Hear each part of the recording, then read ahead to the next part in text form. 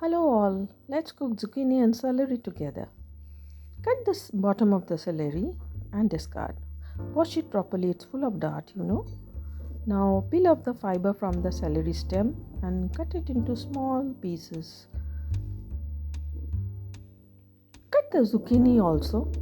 The shape is your choice, whatever you want to do, you do it with the zucchini. Cut it in a shape you like the most. I normally don't follow any rule there. Now I have blanched the celery for a minute in hot water, and after a minute I heated oil in a pan, and to this hot oil I have added garlic, green red chili, ginger, and stirred it a bit. Make sure that it does not burn. Let it just be sauteed for a while. Then add the celery,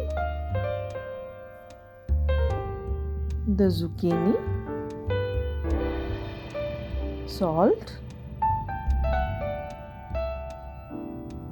and the paste. Yes, this is the miso paste that will add the flavor, and your stir fried zucchini celery is ready to be served.